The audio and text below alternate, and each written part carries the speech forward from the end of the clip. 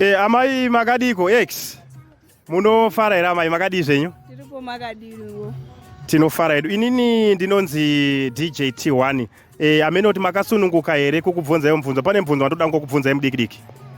Hongu makasununguka bvunza yenyu. All right. Mubvunzo wangu amai ndewekuti chii chinoshandiswa nemurume wenyu chamunoshandisawo imimi chisingashandiswe nemumwe munhu? Ini kufunga kwangu nekuona kwangu ndinoona setoothbrush. Handingakwanisi kuti ndishandise nemunin'ina wangu kana hanzvadzi yangu. Ingori secret yedu tiri tu nemurume wangu.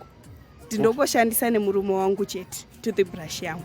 All right, aiwa maita basa. Regai timbonzwa wamwe kuti wanoti kudi. Thank you. All right, maita basa. All right. Yes, wamdara.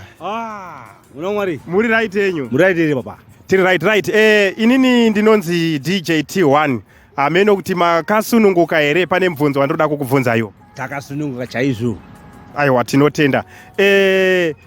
Chii chamunoshandisa imimi chinoshandiswa nemukadzi wenyu chisingashandiswe nemumwe munhu? Mungadzokera zvakare futi muna Mwari. Okay. Ndiri kuti inini chii chamunoshandisa imimi chinoshandiswa nemukadzi wenyu chisingashandiswe nemumwe munhu? Right. Tikati mari haiti.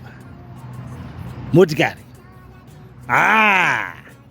Ini ndiri temberi yaKristu.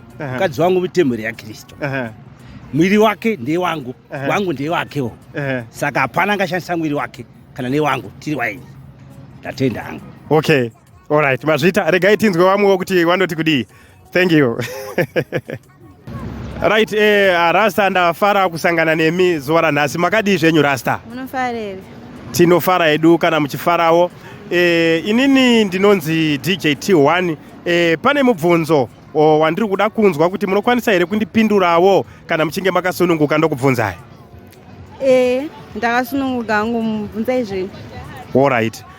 Rasa ndoda kuti munditaurire imimi kuti chii chinoshandiswa nemurume wenyu chamunoshandisawo imimi chisingashandiswe nemumwe munhu? Chingava chii?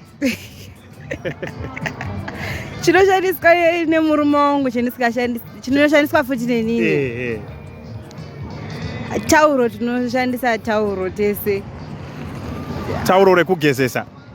Nezvimwe zvacho zviya zvisingafaniri kungoonekwa naamwe vanhu, zvinongoonekwa nenini chete. Zvakaita sechii izvozvo? Ashivani, muruziya wani tidzitaura kuti chii?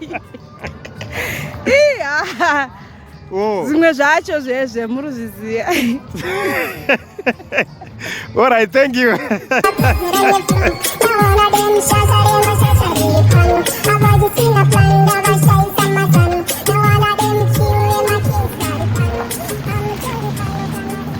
Watete muri right here. Hello? Makadi yenyu. Mushe munosimba here? Ndiri right, makadi yenyu. Tinofara edu. Sorry nekukumisa. Inini ndinonzi T1. Meno kuti makasununguka here kuti ndikubvunzeyo mubvunzo wandoda kukubvunzai? Bvunza yenyu, makasununguka.